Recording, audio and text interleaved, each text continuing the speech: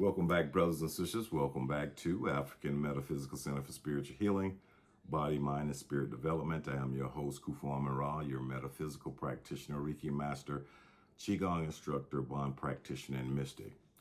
Today's topic is the erased legacy they never wanted you to know, the colonization of Tibetan's ancient bond tradition. You know, long before Buddhist monks ever set foot in the Himalayan Highlands, an ancient spiritual tradition thrived across the Tibetan Plateau. This was Bon, a profound indigenous religion that had existed for thousands of years, deeply woven into the fabric of Tibetan culture and identity. The Bon Po practitioners developed sophisticated cosmologies, intricate healing ceremonies, and sacred rituals that honored the elements, mountains, and sky. They performed sky burials, practiced shamanic journeys, worked with protective deities, and maintained oral traditions passed down through countless generations. This wasn't primitive superstition. This was a complete spiritual system with its own scriptures, monasteries, and enlightened masters. Then came the 7th century. Buddhism arrived in Tibet, initially through royal marriages and political alliances. But what followed wasn't peaceful coexistence or mutual respect. It was systematic cultural colonization disguised as spiritual evolution. Buddhist institutions didn't just introduce new ideas, they deliberately dismantled Bon's infrastructure. Sacred Bon temples were seized and converted into Buddhist monasteries. Holy sites where Bon Po had worshipped for centuries were claimed and renamed. Ancient Bon scriptures were confiscated, burned, or strategically rewritten to appear Buddhist in origin. Distinctive Bon practices were appropriated wholesale, then rebranded as Buddhist innovation. The 8th century brought King Trisong Detsen, who launched aggressive campaigns against Bon. Renowned Bon masters were exiled to remote regions. Temples were demolished.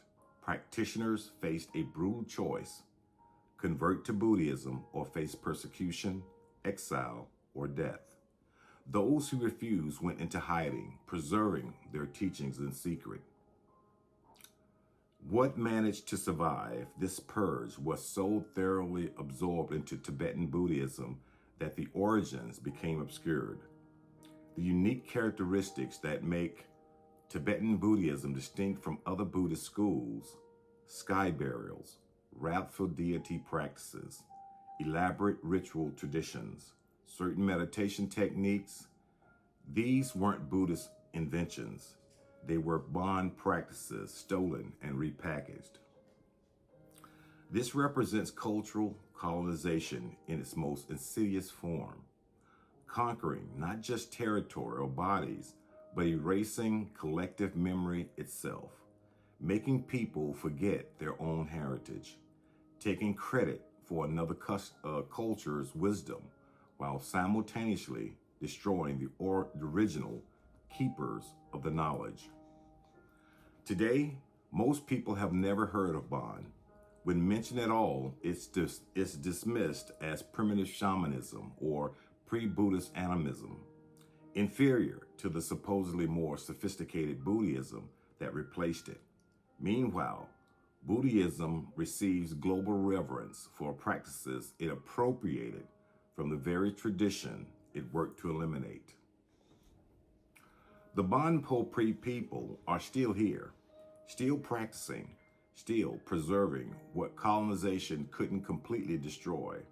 But their history remains largely untold, buried beneath narratives written by those who conquered them. This story never appeared in your textbooks. Your teachers never mentioned it. Mainstream spiritual communities rarely acknowledged it. But erasure doesn't equal non-existence. The truth is waiting for those willing to look beyond the official narratives. Honor the original wisdom keepers, speak their names, and remember what was taken. I bring you this story because it sounds so familiar to the African story and the Western world, starting from Greece to Rome and finally to the United States, and what happened to the ancient African spiritual system. This is why I say ancient knowledge is still out there, so seek the truth. So until next time, Ashe, Ashe, Ashe.